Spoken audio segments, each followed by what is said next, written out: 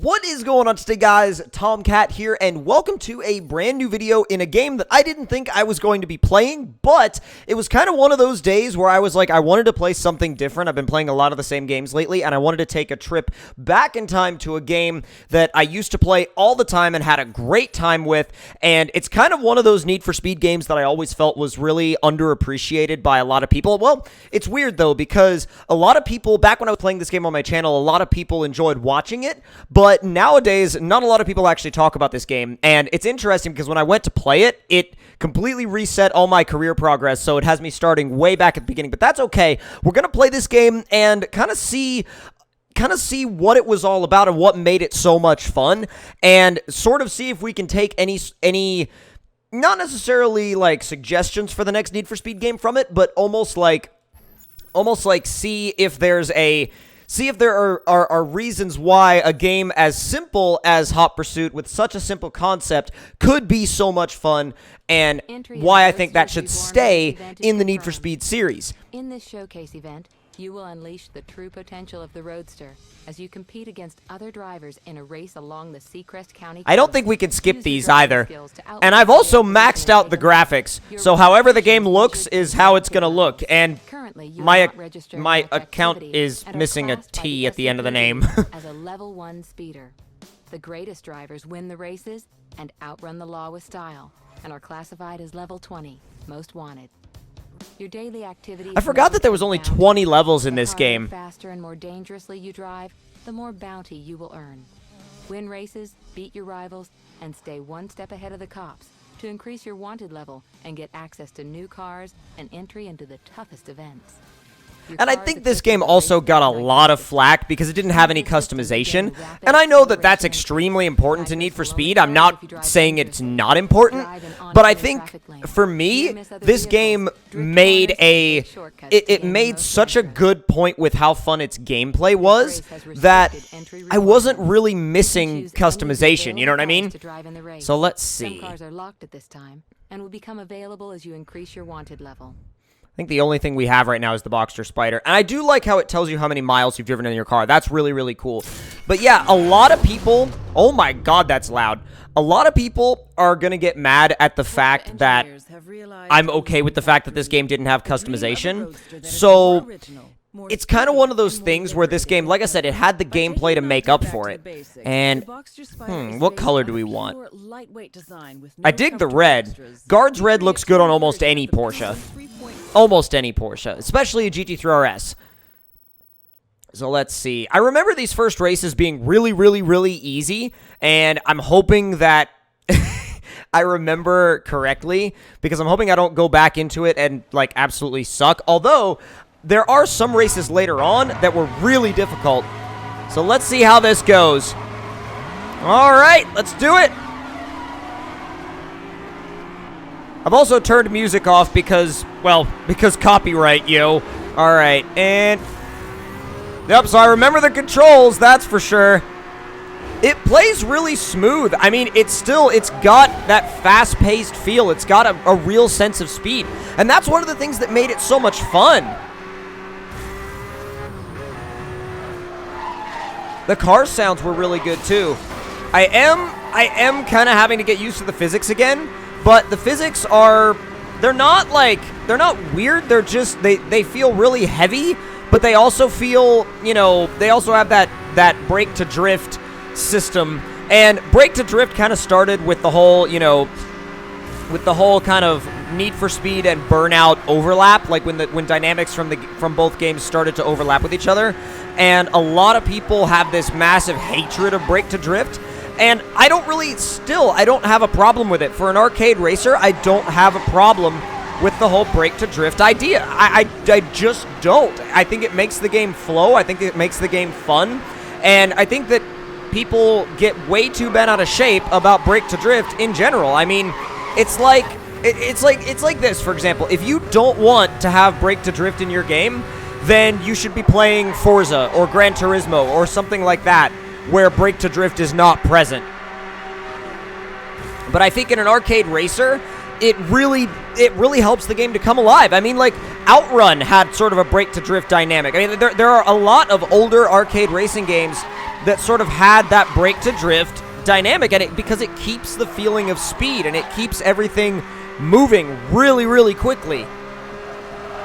It also makes the game easy to jump in and play, but keeps the element of competition. Because if you get really good, you can still post insanely fast times, you know. But on the other hand, oh, we got a shortcut.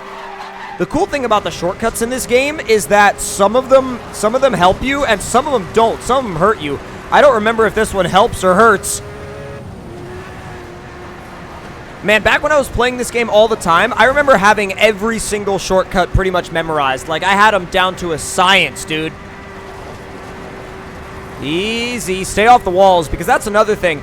If you stay off the walls, you'll... Ow. Well, you won't have that issue. I think that was... Well, no. I was going to say, I think that was the wrong path, but it may not have been. It may have been the right path. Ow! God, stay off the walls. Jeez. But I do like how everything in this game was presented in a very simple way. It was just like, here's how it works, jump in and go for it, and, you know, just get better at the game. You didn't have to unlock a bunch of stuff, I mean, except for cars. And the fact that you had to unlock cars made you want to work for something. It made you want to push forward and work for these, you know, these cars, and it made you really excited to get the new cars once you actually unlocked them. And I love the way they have you earn boost. I mean, it's all very simple, but at the same time, it's fun in a simple way. Like, the fun came from the simplicity of it, and because the gameplay was so fast-paced and so much fun. But we won that by a good bit, like a couple miles. Yeah, we won that by a couple miles. So that definitely worked out. 340. Other people haven't even finished yet. Let's see. New car at 10,000. Oh, new car awarded. Never mind. I forget what it was. RX-8. I forgot that the RX-8 was even in this game. And I think it's weird because in a game with a lot of supercars, the RX-8 felt just a tad out of place. But at the same time, it was cool to have it there, and it kind of sucked that you couldn't customize it, but at the same time, it was like, again, it was cool to have it. So let's see if... Uh-oh. That's weird. You can't use the controller on the menu. That's strange. Well, you can, but you can't use it to move around. This is up in the mountains. This was one of my favorite areas. Oh, we get to use the RX-8, too. Yeah, that's definitely going to be a thing. I want to run it in that blue. The blue is one of the best colors for it. I don't really... I mean, it's cool that they have the like, they read out this fact sheet about the car to you before you race. But to be honest, I didn't really, like, care about the facts all too much. I mean, I did when I was playing through the game for the first time, and I listened to just about every single one. But now it's like, I just want to play the game. All right, come on. Uh-oh. But I love how everything, it just, like, there's no waiting. It just throws you into the action. Like, the amount of time between being in the menu and being in a race was, like, slim to none. Right to the front. Yes. Dude, that sound. Listen to that. Oh, we got cops. Yep. Funny thing is, I mean, they're in the Crown Vics, and the Crown Vics are so slow. Now, this game did have some really bad, like, catch-up in it, because, like, the cops would fly up on you out of nowhere, and you'd wonder why a Crown Vic was keeping up with your Koenigsegg, for example. But, I mean, catch-up systems aside, it's still a blast. Oh, God. Oh, I'm really barreling towards the wall. That's not good. The thing is, if you don't initiate that brake drift early, you will find yourself in a bad position. Uh-oh. Yeah, you have to initiate the drift early on, otherwise it is not going to work out for you. There we go. I don't know if that's going to put us ahead for long, but it'll certainly help.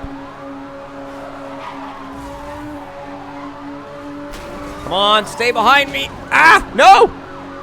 No, no, no, no, no, no, no.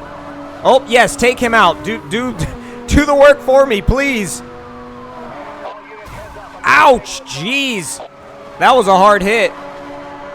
See if we can get some draft off of this guy. There we go. That worked. And brake early. Initiate, take up way up the inside. Way, way, way up the inside. Love the location in this game, too. Like, everything just looked so good. It all had, like, this massive, you know, these massive vistas to it.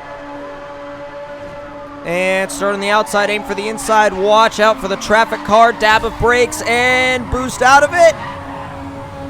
And it works. And as you can see, the cops are still on us. It's that same guy that's been with us for a while, too. We'll see if we can take him out. There we go. And that is done. I forgot the jet would fly over right there. It's like the little things like that that you go, oh my god, like you have these little moments that, and even though it wasn't really a quote-unquote open world game, it still had all of these cool surprises just waiting for you. And you never got completely used to them, and that was the best part. There's the finish right up ahead. Holy crap. I did not think that was actually going to work. I thought it was just going to, like, just tap him on the side. That works. For a second race, I am very, very okay with that. Oh, man, that worked out very well. One new reward. Oh, one level increased. And we got a new car, I believe.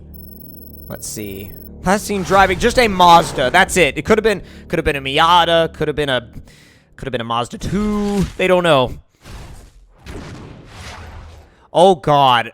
Charger SRT. These things, you know what's funny about these things is they actually felt legitimately heavy in the game. Like they felt heavy, just like they're massive cars in real life. What else did we get? Evo 10.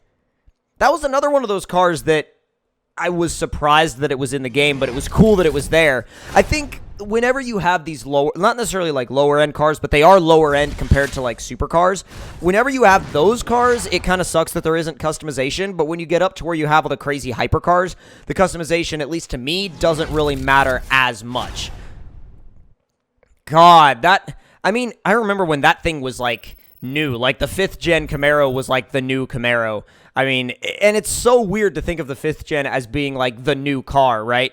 But I hope you guys enjoyed this look back at Need for Speed Hot Pursuit 2010. I think it's still one of the most fun Need for Speed games made in recent years. But God, and this game's 9 years old now. That's ridiculous. But if you guys enjoyed this video, make sure to click that like button. Let me know in the comment section below what you guys thought of it. And if you're new to the channel, make sure to subscribe for more. And I will see you guys next time. Talk to y'all later.